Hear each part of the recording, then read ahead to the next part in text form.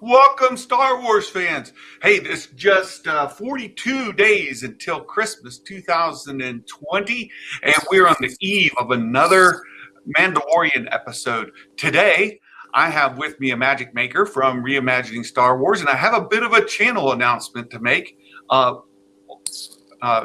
Imagic Maker and I have been working together now for months, but probably going on a year or so. And I think over a year. I think so too. And I have been a collaborator on his channel for some time. We are formally going to announce today that we are going to collaborate on my channel on a regular basis.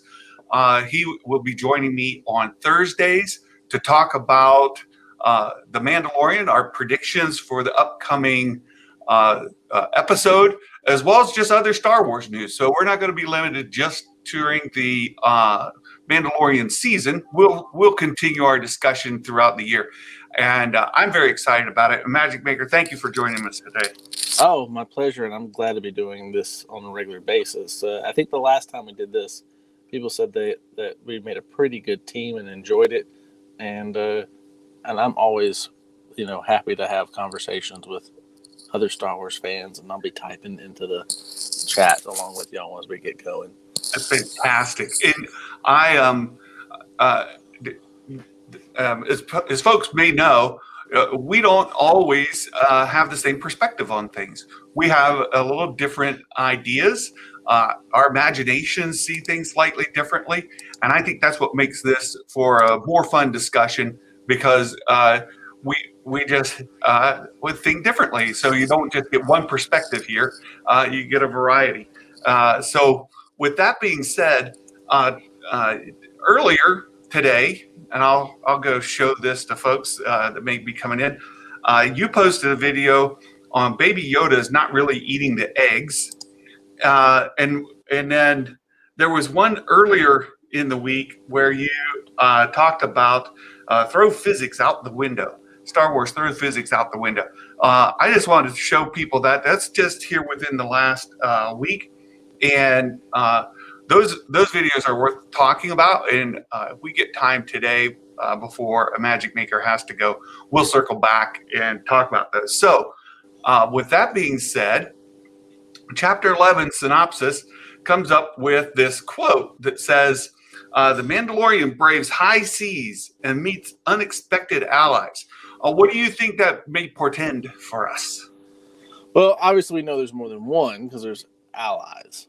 Yep. I think it has something to do with the eggs. I don't know that for a fact, but we did see in the trailer Sasha Banks being on the dock, observing them. I do not know if that is a potential ally or a potential foe.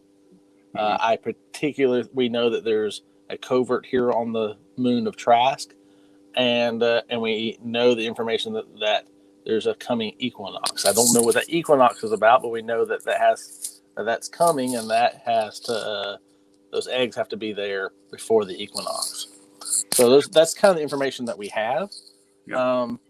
And I think I'm right, and I think that my prediction has held true that as the Sarkin or the Frog Lady, whatever she is going onto the dock and apparently meets with her husband, or at least another of her kind, that they are moving through the docks and he is guarding them. I think that prediction has proved to be true from his actions there. And then and there's clearly, I don't know if when we see the scene where Mando and Baby Yoda look at each other, if that's really tied with the Sasha Banks reveal, because I'm actually coming to the view that's I haven't completely bought into it, but I'm starting to think that really that's Sasha Banks isn't on the dock, and that it's actually something else, and we've been kind of MCU'd with the with the trailer, a kind of what's the word I'm looking for? Avengers Infinity War, and there's no real Hulk there. Well, I agree with much of what you're saying. We do know that there will be more than one, and in the allies, being unexpected allies is the thing that is a little bit interesting to me because who's he searching for, right? He's searching for this Mandalorian covert. And the whole reason he's taken the frog lady, who I speculated with you earlier. I've been calling them Sarkans all along. I'm not now 100% convinced that they're Sarkans. If you look at Wikipedia, a Sarkan is a lizard species from the planet Sarka, and this lady is described as a frog lady. Frog is an amphibian, not a lizard. So I think she could still come from Sarka, or she comes from the planet where they're this moon that they're actually headed to. So they're Trasks. Yeah, Trask, the moon of Trask. So I think she very well could be from there. And then I'm thinking, well, who are these unexpected allies? I also agree that the eggs, we're not done with that as part of the mission. I do think we see the frog mom reunited with her husband on that dock, and Din Djarin is certainly escorting them, right? Protection, and that's where you get this little short scene of Sasha Banks. So the question is Sasha Banks one of these unexpected allies, or is she an adversary? And if she's an ally, which I think she is, I think she's going to be an ally. Will she be a Mandalorian type or a Force user type? What are your thoughts? Well, I guess it depends on whether the unexpected is unexpected to Din Djarin or unexpected to us.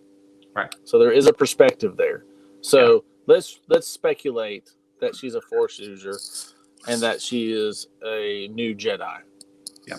Then she would be an expected ally by us, an unexpected ally by Din Djarin, who thinks they're evil sorcerers. Right. And so there's a perspective aspect to this. But that said, I don't think that I actually don't think we're going to see Sasha Banks in this. I think no, I don't. I think that it's a trick. I guess I think I'm actually coming around to that whole view now. I do think that it's altered. I don't think that that's her face. I think her face is placed over it, and that it does. I think the more I think about it, I mean, this is coming. I think she is that is probably a night owl hidden in there, and the thing is, it's who we would expect to come to his service as an ally, and they won't, and it'll be somebody else. And that's kind of the trick on that. So we have expected allies, and then we have unexpected allies. So there's going to be some twist on this. So I have brought up the image of Sasha Banks that has gotten so much attention. And there's certainly something going on in this photo, right? What you can tell around her head that there's some manipulation. And it looks digital manipulation. Something to do with her hair, something to do with that cloak. I don't even think the cloak is necessarily there. And I'm not sure the hair, which I don't know if they're hiding the hair and putting the cloak on, which I think some people have speculated, or if the whole thing is a manipulation. Her image there is certainly manipulated. I do think she's going to show up in the episode, but and I tend to think that she's going to be a Force user. I think she's a student of a Jedi that survived Order 66.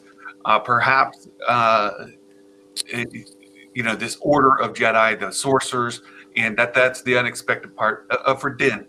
Now the other side of that, and I brought up this photo of Sabine Wren and these night owls, right? Or that's Bo-Katan, Bo and the night owls, right? So,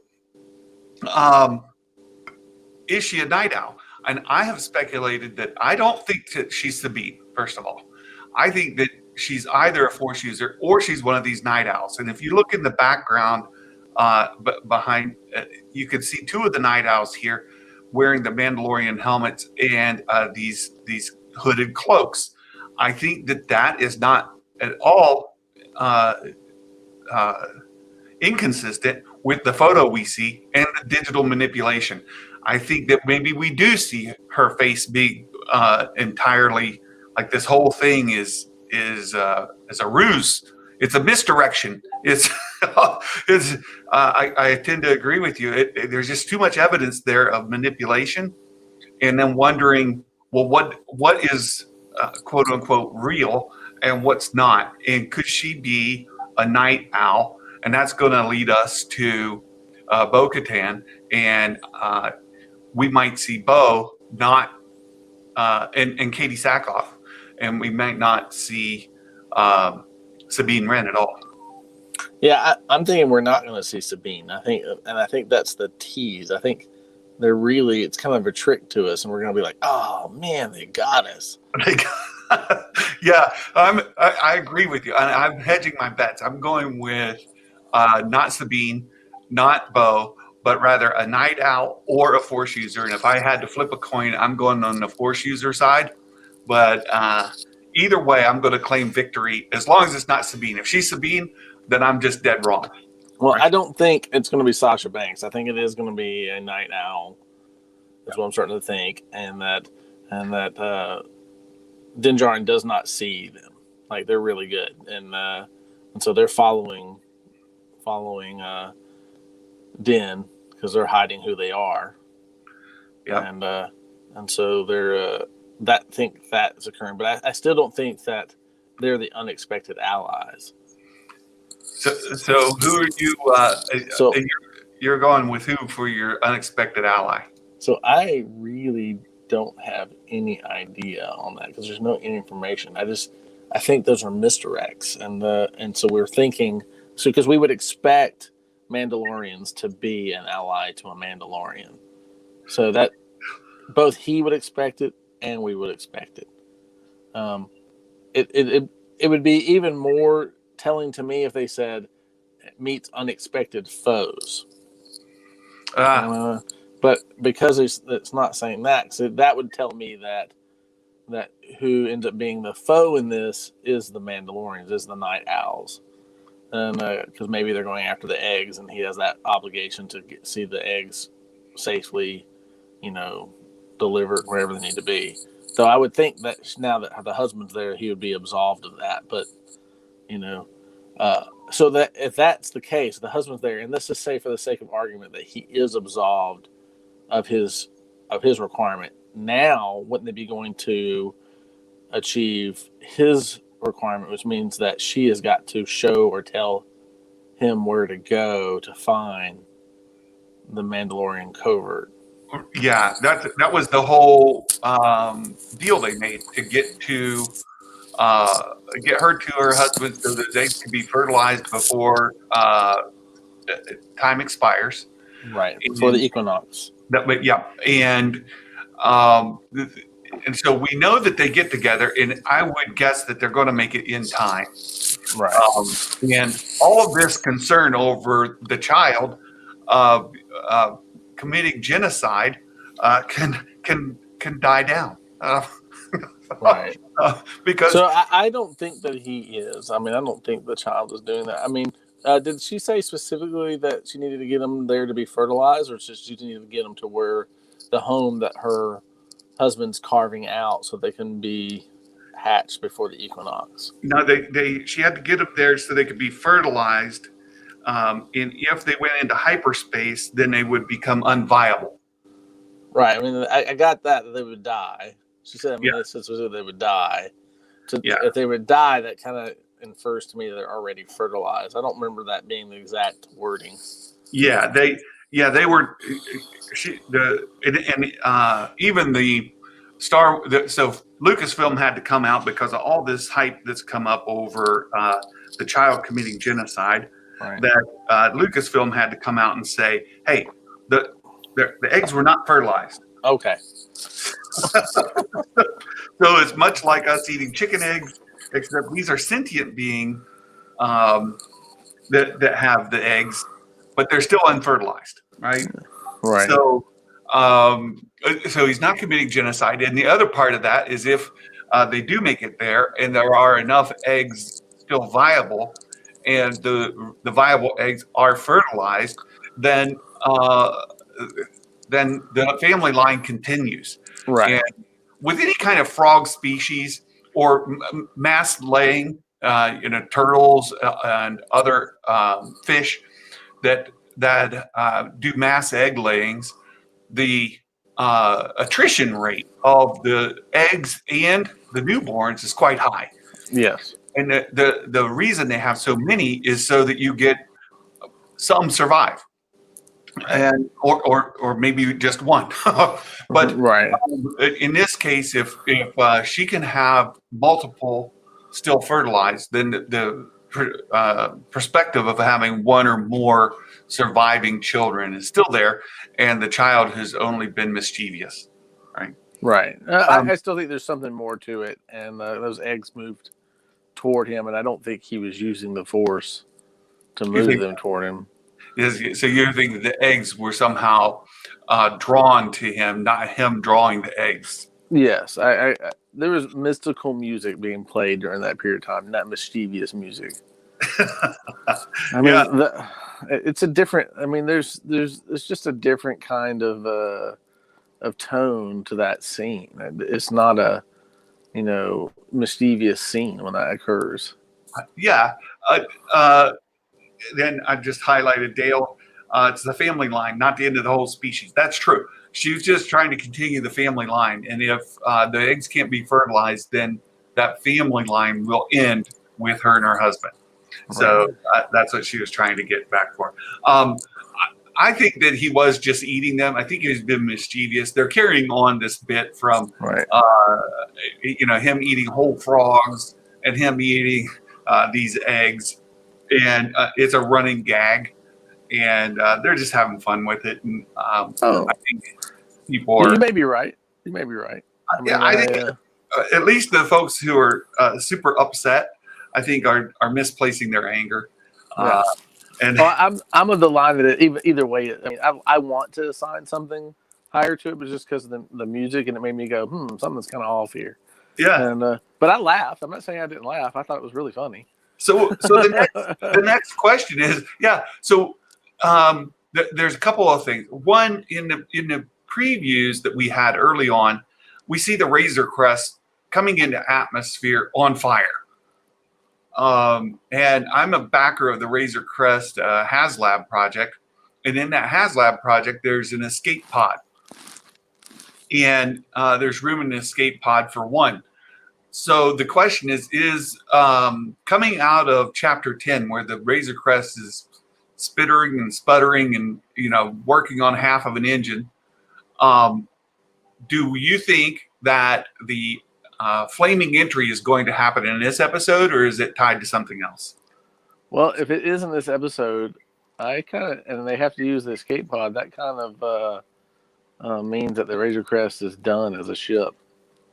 It has taken a beating for sure. Yeah. And I think it is going to be on fire. And maybe it'll plunge into the ocean. It has to be recovered. And then not only recovered, but repaired. Right? Yeah, that's right. I don't know any episode where, I guess they could use the Force to pull it out, which would be kind of cool. That would be an unexpected ally. Well, if they use the Force and pulling it out, right? That's the you end do of have episode. They're Corrins and Mon Cala on the dock, right? So it's very possible they could hire the Corrins and Mon Cala to go help raise it, right? Right. So after all it's taken, if it crashes now and then they are still able to rebuild it and put it back together, I'm going to be like, what? well, there's that preview that shows it completely engulfed in flames. Right, but it's one thing to do to have it engulfed in flames as it's coming in, and you still manage to pull it out into a kind of a landing. Yeah. And the other way that you just you abandon ship and use the escape pod, and it just careens at at Mach 5 into the surface of the ocean. Yeah. It's not gonna live. It's not gonna Well, so yeah, and I'm there curious is still some physics in Star Wars. to get back to your video. Yeah, Dale says tempered Durasteel. Yeah, for sure. But there is so I think again there's some misdirect going on in the preview. We see Mando and the child on a vessel in the ocean. What we don't see is the frog lady, her eggs, or the husband, right? Right. No, I agree.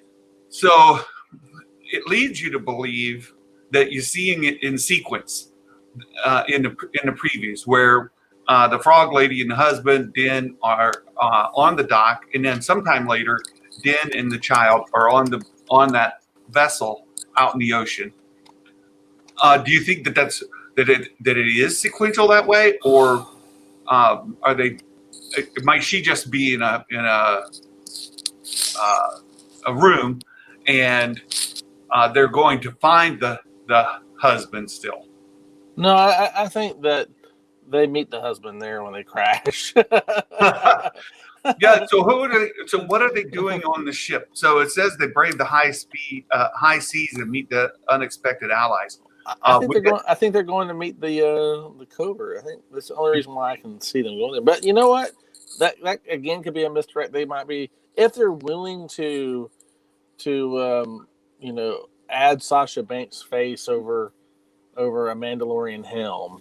They might also be willing to erase our frog lady, so we can't put the pieces together prior to the show. Right. That's what I'm curious about because I tend to think that it's in order that he's going to arrive there with the husband. They're going to make it in time, and get the frog lady to her husband, and then the high seas will be him going to that covert. Right. And I've delivered you here. You guys go on, be merry, and off he goes to meet them. And the unexpected allies could actually, now that I say it, could be the Mon Cala and the Quarren. The Quarren sailors, maybe. I don't know, but that sort of seems benign. I think we're looking for something more significant. Right? To me, it's somebody who he expects to be an enemy. Yeah, unexpected. I mean, I guess Akbar could show up. Yeah, that would be unexpected. It would certainly be unexpected. So, I think it's in order. I think that the covert, or as Josh Lucas at Den of Nerds likes to call them, coven. Coven, like they're witches. He deserves to get harassed over that. It's a covert, right? It's our night owl witches. Yeah, yeah. I think I'm absolutely on board with it being the night owls, and that's how they're going to come into contact with Bo-Katan, and we're going to see Katie Sackhoff, and that's going to be your unexpected ally. That's me. Definitely possible. I just don't think that we would think that Mandalorians, or he would think that Mandalorians are an unexpected ally. Right. So I think something bad is going to happen. So the two things I guess that could be unexpected, and I didn't even think about, the Admiral Akbar being there. That would be super unexpected. Would be if, again, some sort of Force user Jedi turned out to be the allies to help them out. Hence their unexpected part.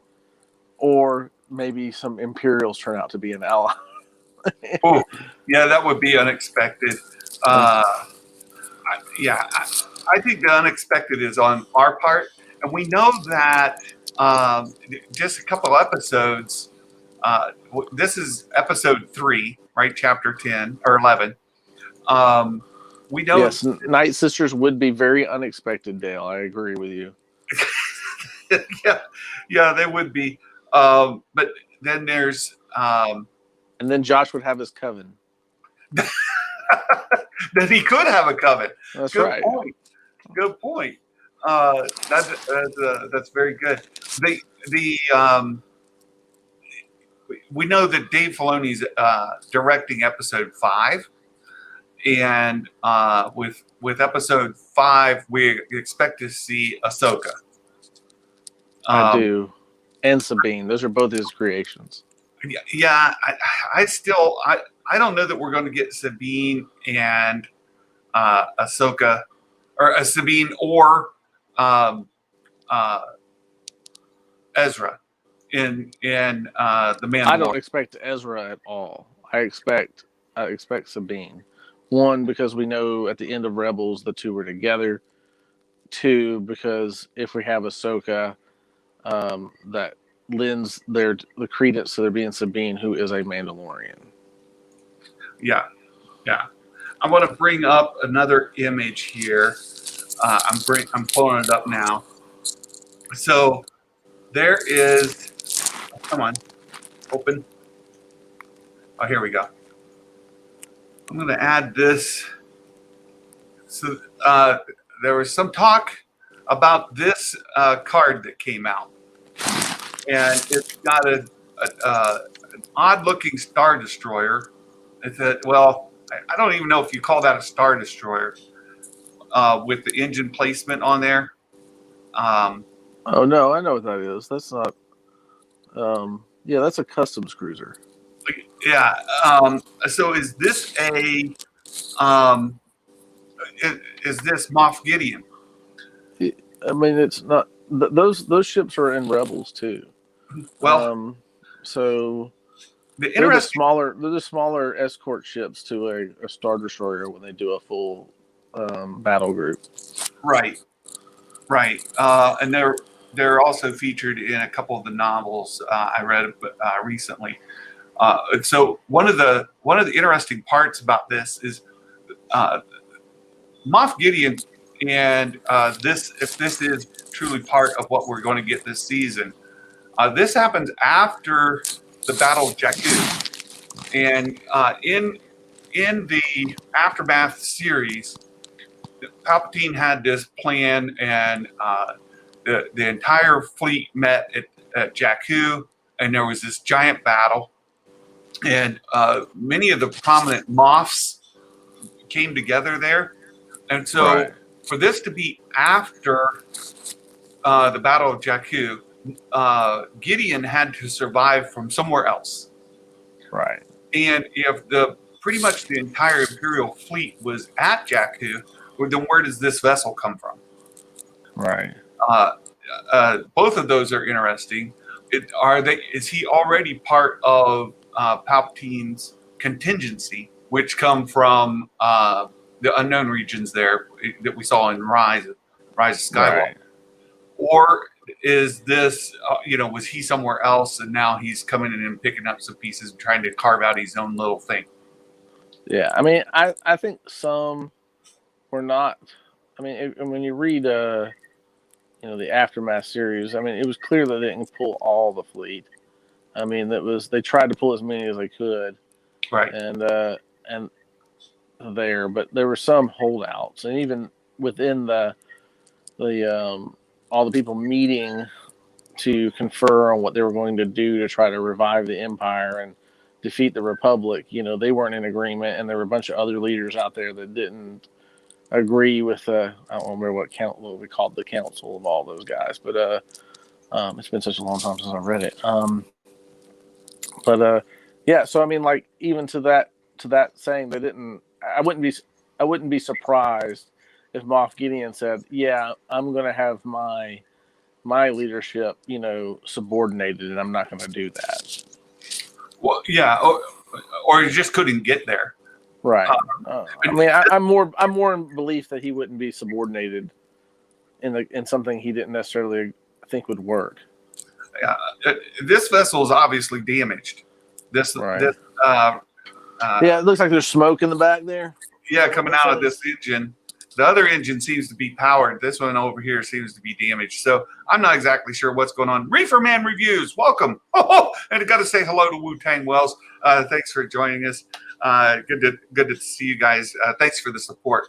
So do you think that we're going to get Moff Gideon in this coming episode? Chapter 11. Is he coming in 11 or later?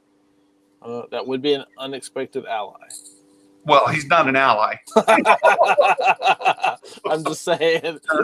It would not be. I mean, it would be unexpected, but he would be a foe, of course. But I mean, so yeah. I mean, I think it's possible. So let's go down this idea that these guys. I mean, there's got to be some sort of something happening. So if you have an unexpected ally, this isn't a smooth process, right? So we know there's going to be some sort of conflict that occurs. Yep. Right now, is the conflict because of the eggs, or is the conflict because of Baby Yoda? That's the first question, right? Yeah. So we know that there are those after Baby Yoda. We know, as Josh likes to keep saying, the specter of Boba Fett is now still on top of them. Is the specter? Is that specter of our most notorious bounty hunter in the galaxy after Baby Yoda to remake his name? Is he trying to get his armor back? Is that maybe we haven't even considered it. What if Boba Fett is the unexpected ally? Well, that's the other thing I was going to ask you. Let me see if I can show this. There's some other talk about. Let's see. Turn this, and let's turn this on to see if you guys can pick this up. So I've got, this was a concept of Yoda or Boba's early suit, and it's a Black Series figure here. You can see it's a prototype armor of Boba Fett, and there was some rumor, might we see Boba Fett wearing this white armor? What do you think? I would love it. I don't know where you got that from. Oh, yes, you do. Yes, you do. Yeah, I think I think they're going to save Boba Fett. I don't think that he is going to show up. Now he may show up in a before the season's over for sure. Right. Because they like to lay these puzzle pieces out, and then later in the season bring all the puzzle pieces together into a nice picture, right? No, I absolutely agree. I mean, to me, it'd have to be the full season now, but it's usually towards the end of the season, right? I mean, like in the first season, the first episode of last season, we were introduced to IG-11, and then of course at the end he was taken out, and I was like, IG-11 is going to be back, I guarantee you. And I remember having a bunch of discussions with people. No, he's not coming back. That's ridiculous. I said, mark my words. They didn't put him in there for no reason. Right. And so, sure enough, he came back. And but here's the thing: if I'm going to spin off a Boba Fett series, I have to reestablish Boba as an independent character. Yeah. And I don't think 1 or 2 episodes is enough to do that. And if he becomes friends with Din Djarin, we have that aspect going forward. Then when he goes on his separate way, then there is a step to where we can follow Boba Fett in a separate series. I don't know if I'm in agreement that Boba Fett doesn't come in until later. Well, I'm not sure. He would certainly be an unexpected ally. I don't think Boba Fett and Din Djarin are going to be buddies. I set that up too. I mean, it's like, to me, that he's part of. We know that he's part of the Death Watch, and that's who he was adopted by. And in Legends, Boba and Jango were mortal enemies of the Death Watch. Yeah, and Din is closely allied with the Death Watch. Right. Uh, Wu-Tang Wells brings up an interesting perspective. Unexpected allies. Could it be Rex and his crew? Could be. I don't know. I mean, they would be attached to the rebels. I mean, rebels in the sense of the New Republic. What if it's Rex and Kara? Oh, yeah, Cara Dune? Yeah. Good questions. Really good questions. And I know when we talk about Bo-Katan again, you tend to think that Bo is not going to show up because she would not have given up the Darksaber to Gideon without being killed. Right.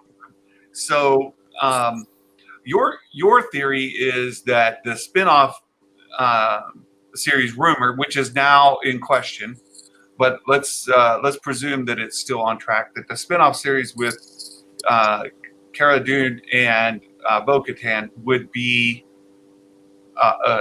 prior. Right.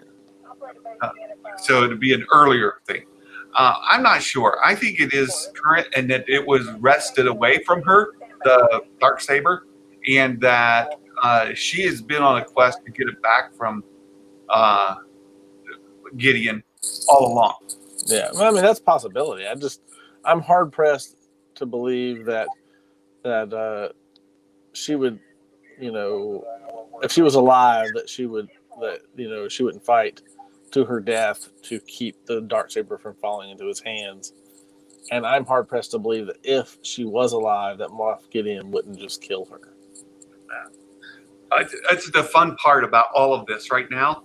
And I know we're coming up. Imagic Maker has to leave us here in a second, but we're at a fun point in the Star Wars fandom where we have a lot to speculate about and a lot to be optimistic about, and it's fun to be a Star Wars fan again. Agreed. People are pretty settled in their opinions on the sequel trilogy, and that chapter is primarily closed. It still opens from time to time for people wanting to exploit it, but it's okay. I mostly have rewritten it at this point in time, and I think that's healthy. I know there are a lot of people that have done that, right? I have a little bit of stuff to tie in with the last chapter of it, but I think I mostly got it pieced together. So when it's all said and done, I'll do a couple of videos on that, and then people can tell me what they think. If they would like that better. Well, I'll bring up your YouTube page again. I put it in the description here. There's a link to Magic Maker's site. And I just want to show people there was a good episode, or you put a good video out earlier in the week about throw physics out the window. We had been chatting offline about this theory you had during Empire, right? Right. So basically, just to give folks a short version of it, Imagic Maker had thought that the Falcon actually leached onto the destroyer before it jumped to hyperspace, and where we come back, when he actually bails, they had come out of hyperspace again, looking for the Falcon on a projected trajectory, and didn't find it. He bails with the trash, and they move on to another location. Right. So, So I mean, the basic premise of the whole thing is that everybody's always talking about, because Bespin and Hoth, if you look at the maps, even put out by Lucasfilm, so they're canon. They're about 1,000 light years apart, and so if you're traveling sublight speed, I don't care if you're going 0.99 the speed of light. Right. Then that's 1,000 years. Right. And so we know that trip doesn't last 1,000 years, and it probably lasts somewhere in the 2 to 3 month mark, maybe.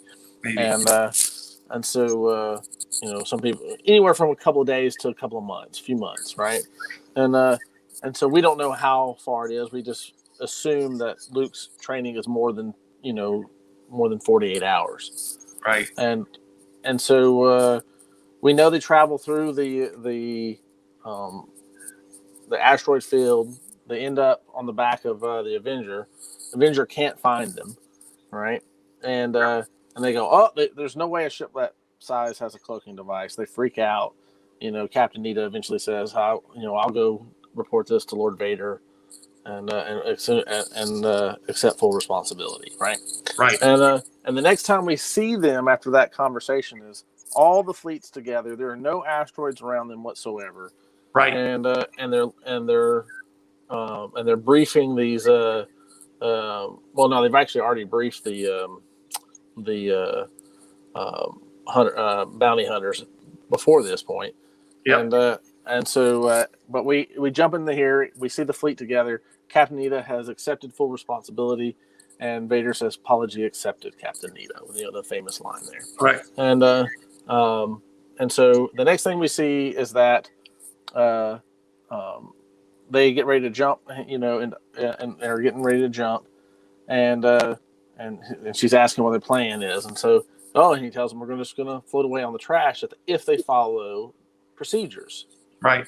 Right. So that leads us to think that they haven't been following procedures at this point, and so now he has some doubt. But he says if they follow procedures, they'll do this, and this is what we'll do. And then the next aspect is, what are you going to do? She says, where are we? Well, if they had just traveled sublight speed all the way to that location, she would know where they are. Yeah. And so even if they were traveling really fast, because it takes some time. So that let me believe that they had jumped from hyperspace and through hyperspace into the Inuit system. Right. Now, inside the movie, you never learn that Bespin's in a separate system that it's a separate system. The only reason why that in canon they have said it's in a separate system is because in the screenplay, if you open up the screenplay, when you have the slug line, it says the Bespin system. Right. And that's only when it's in space, getting ready to fly toward Bespin. That's the only time it tells you. Yeah. So it could have just said space Bespin, but we instead of saying space Bespin, it says Bespin system. Nothing about space. Right. All right. And so it's just a slug line is a little line that basically gives location and the time of day or whatever the situation is in a screenplay. And so that was our only hint that Bespin was a separate system, and I actually think that it's a misnomer. I think it's just saying the space around Bespin. That's what I think it was trying to say. Well, because there's no other hint otherwise. Because inside the movie, it doesn't tell you. No, that's all I'm saying. And so if that's the case, and Bespin is actually in the Inuit system, all right, then they would be within sublight distance, even if it was several million miles away. Right. And the distance would be somewhere in the 94 to 120 million mile range. And that sounds really far, but in planetary systems, it's not. And if they're doing 1/10 the speed of light, which I think is a fairly generous speed to give them, they could make it in a month and a half to 2 months. So that gives time for all them fleeing through the days or maybe even a week of fleeing through the asteroid field, and then coming out on the other side, and then ended up in the Inuit system and then flying through space from basically where Neptune is to where Jupiter is to arrive at Bespin and Cloud City. And he says, it's just outside of our range, but I think we can make it. Well, what I was like, oh, well, this absolutely makes sense to me. Yeah. It meets our current physics criteria. We're not breaking any rules. So right. The physics of Star Wars now matches the physics of our world. And I was like, yay, success. I have explained it. I feel like this explains it perfectly fine. No problems. And then we get into episode or chapter 10. And what do we find? We find that, hey, I'm going to go sublight to a different sector. Yeah. And I was like, oh, well, that's lots of light years away. Like 1,000, maybe more than 1,000 light years away. Yeah. And we're going to do it sublight in a very quick time. So I was like, at that moment, I realized physics doesn't work the same way in Star Wars. It's like, I can dismiss stuff with fantasy explanations. Yeah. Say, oh, I don't understand the Force, and I don't understand how blasters work, but that's fine. And we know that lasers really aren't lasers, and the thing, they're just laser heated plasma and all that kind of stuff, right? So we have all these explanations, trying to make the explanation of things that they have. And this has been the thing that many people have done beyond me. MIT papers are written on hyperspace. Right. I mean, so like my little speculation is just a small piece. So like people much smarter than me have said, hey, how do we reconcile Star Wars things with the real world of our galaxy? And they write these extensive 10-page papers using all the physics of our world to explain how it's possible. They're really smart people. Right. Exactly. And then I watched that episode and I went, yeah, they don't. All those explanations don't matter anymore. It don't matter. Well, hey, I've got to let you go. You're late. Yeah, I got to run. But so anyway, hey, thank you for letting me come on here, and it was a lot of fun. And I'll see you next Thursday. All right, we'll see you next week, my friend. May the Force be with you. Thank you. Take care. So that's my friend Imagic Maker. If you missed the very beginning of the show, we have made a channel announcement that he and I are going to collaborate on my channel. I've been collaborating on his for some time, but we made it official today. He will be joining me every Thursday to talk about Star Wars. And while we have the Mandalorian going on, we'll use this opportunity to speculate about the upcoming episode. So I wanted to show you all this his YouTube page and let you know about him. He has some nice short videos, little 3-4 minute videos out here that are worth watching. And he and I did an interview with Thor Skywalker some time ago. So he was on here as well. So just wanted to let you all know that. Mark, hello. I know I told you it was going to be 5 o'clock and a Magic Maker wasn't available. So we kind of bumped it up. So we got here early. And Klaus, good to have you here from Hello Greedo server. So if you all don't know, I am a Patreon of Hello Greedo, and I follow him.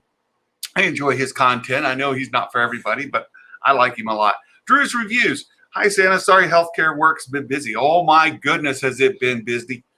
Oh my. Glad to get a show live. Good. Glad to see you here. Thank you so much. Yeah, his daughter has a nice Mandalorian story they've been developing for some time. It's a father-daughter project they've been working on. It's a lot of fun. So Magic Maker's a great guy. He's part of Thor Skywalker's group, and he is also part of the backers for Josh and Dinner Nerds. So he's a good friend of mine. We met through Thor Skywalker. So there's so chapter 11, a Magic Maker. Just to recap, he thinks that we're not done with the eggs yet, and that the child was, Baby Yoda was not actually eating the eggs as protein, but rather has something to do with Force energy, and that the eggs were somehow attracted to the child rather than the child drawing them to him. I think that was just a gag. The eggs were just eggs, and he was eating them. So that's that. And then the question is, here we know the Mandalorian in chapter 11. Din is going to this moon of Trask, and the water world with the frog mom, and she's going to meet the father. We see that already in the preview. And then the question is, who are these unexpected allies? Magic Maker and I talked about it extensively. Are they Force users, or are they Mandalorians? There's a covert, or as Josh Lucas likes to say, a coven. But there's a covert that is out there that the reason they went to this system is to meet up with that covert. And we think that's where they're going. And so will Sasha Banks be in the episode? I think she will. A Magic Maker does not. He thinks it's a complete farce, right? Like it's a misdirection. He thinks it's a misdirection. And in this picture that has been shared, we can see there's some digital manipulation around her her hair and this cloak that's over top. So the hooded figure, she may or may not be hooded, or the hair may or may not be there. She could be Sabine. She might not be Sabine. I tend to think that she's either a Force user or that she is a night owl. And there's this picture of Bo-Katan and the night owls. I think that she's a night owl or she's a Force user. I'm going to take a win if she's either of those. If Sasha Banks turns out to be Sabine, then I take an L, right? So that's where I've staked my flag. I couldn't get Josh to take the bait this morning and take the shaved head challenge. I keep trying to get him to join the bald head club for men, but he won't do it. He's not willing to stake his hair on the claim that that Sasha Banks is Sabine, and so I could take that challenge, but I'm already bald. So I'll take a win if Sasha is not Sabine, and another win if Sabine doesn't even show up in the Mandalorian season 2. I think so. That's where I stand on it. That's where we're going with Chapter 11. We're going to the moon Trask, the water world there. The unexpected allies, I think, are going to be Force users, and I think that it's going to be Sasha as a Force user. But I'll also take the Night Owls and Bo-Katan. And we may get Katie Sackhoff, which would be a tremendous surprise nobody's expecting. And that would be a big win. So that's my thoughts there. I did talk a little bit about Moff Gideon and having this vessel. It's not a destroyer. It's a escort ship that, and this comes after the Battle of Jakku, of course, after Return of the Jedi and the destruction of the second Death Star. So if this is Moff Gideon's ship, we did see some previews that looked like it was on board a destroyer type vessel. It very well could be this vessel, and it's damaged here. So that's my thoughts around that. There's that. We don't need this. So what do you all think? Any predictions? Let's see. Drew, do you think between the helmet dispute, some unsavory post-election tweets, Disney is fast-tracking the Boba Fett show, they might see Pedro Pascal as a problem employee? Oh, I don't think so. I think that the Twitter drama is completely within the Twitter world. I don't think that it exists at Disney, so or Lucasfilm for that matter. I think that Cara Dune's character will be just as prominent. I think Pedro Pascal, the drama with him, Josh has reported this, that there was this incident where he walked out and then apparently came back to the set and everything was ironed out. It was reported that he had been spending much more time on set in season 2 than he did in season 1.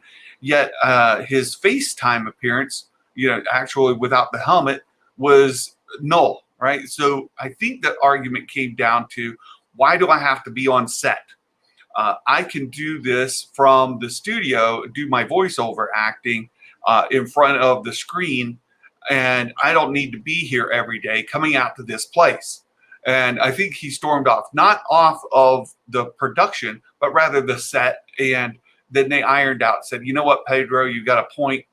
You don't have to be here every day, all day, to watch things that you're not directly involved in. Feel free to show up at for the voiceover work. So I think that's the biggest part of it. Pedro Pascal, I think, is not a problem employee. I think he's largely supportive. He's been very supportive of the Mandalorian and Lucasfilm. I think it's much ado about nothing, and when people are looking for drama, they're finding drama. And that's the same with the Twitter stuff going on with Gina Carano. I don't think that's that big of a deal.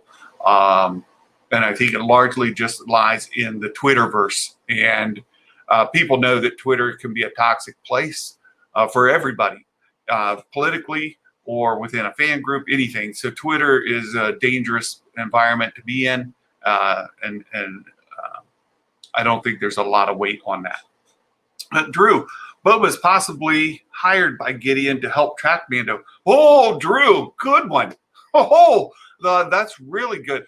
I think Josh asked this question on Nerd Theory, I think, asking Star Wars Theory, what's the deal if Boba has been on Tatooine all this time and he got ejected out of the Sarlacc when the crate dragon ate it, then what's he been doing? Why does he allow Cobb Vanth to have that armor? Why? What's he up to? Is he pretending to be a sand person, or is he pretending to be something? Is he in hiding? Is he on some sort of mission? Is he brain addled? What's going on with Boba?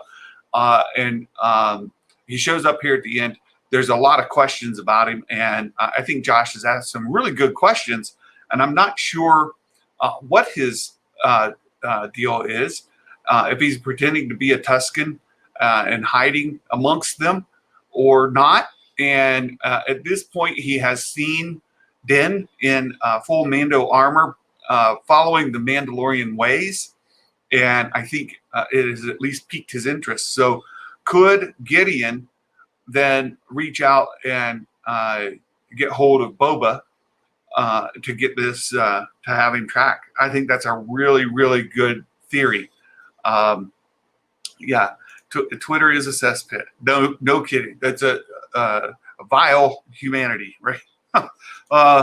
Mark, Boba and Fennec Shan were up to something together.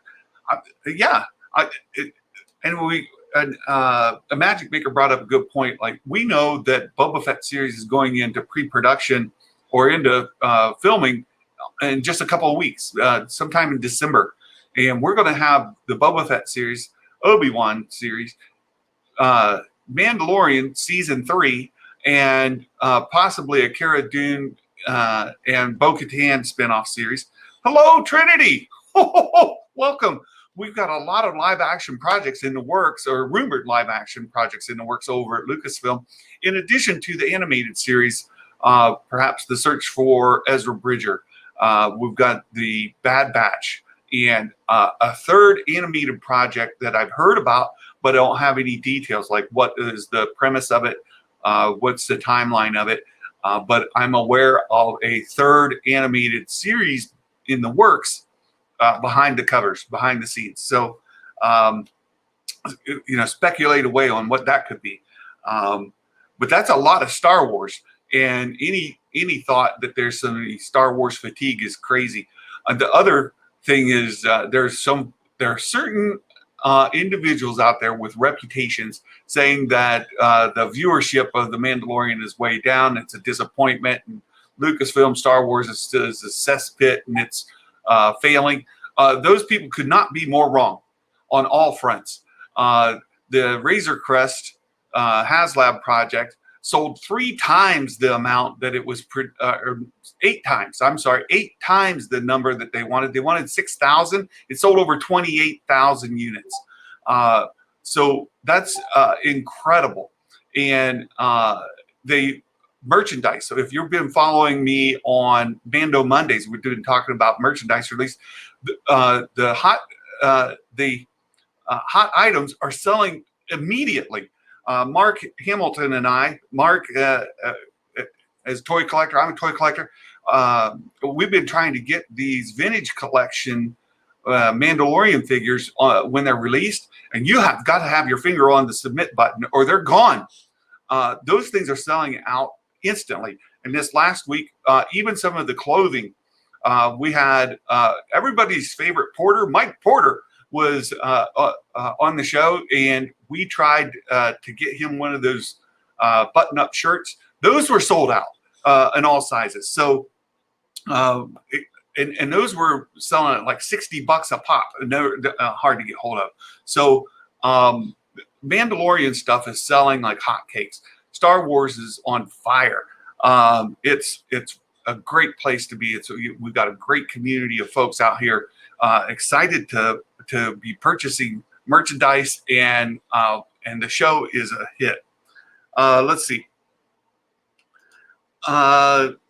Drew, I think he's in Tuscan clothing because unlike Vance, who had crystal, yeah, he had crystals to trade for the armor. That's true. Boba had nothing. And so the Jawas saved him in trade for the armor. Oh, that could be very well true. They could have given him medical treatment, got him to health, gave him food and water, helped him survive in trade for his armor. Good point, Drew. Do you think the Boba and Obi-Wan series will overlap at all? A cameo? It can. Now that we know Boba is out of his Sarlacc home, he absolutely, and then he's been hiding out on Tatooine. We know Obi-Wan goes to Tatooine and he's hiding out there. They very well could have crossed paths. Very well. Dale, I think Gideon hired Finnick and she was going to Boba. So let me just process that. Gideon hired Finnick. She was going to Boba, knowing he had connections and enemies in the Mandalorian. She couldn't find his covert, but he found her. Ooh, boy, that is a I'm gonna have to noodle on that one, Dale. You've spent more time thinking about that, and that's a premise for a show. I think more than just an episode. Yeah. I got your point, Mark. Look, it's after 5 o'clock. I've gone a little more than an hour now. Chapter 11. Excited. We'll catch it tonight, tomorrow morning. I've got tomorrow off from work. I might pop in to give a quick reaction. I prefer to keep my full review until Monday, on Mando Monday, and talk about the merchandise release. But I would like to get on in the morning, maybe give my first reaction, a spoiler-free reaction on Friday morning prior to some of these other shows coming out. And then Monday, do my full reaction video. So that'll be the plan, and we'll see. Oh, Mark, good point. It's post Return of the Jedi. Duh. Obi-Wan's long dead.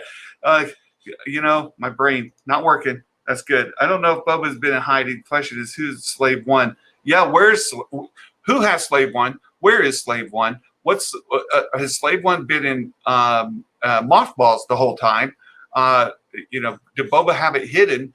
All of those are great questions. So I've got to go.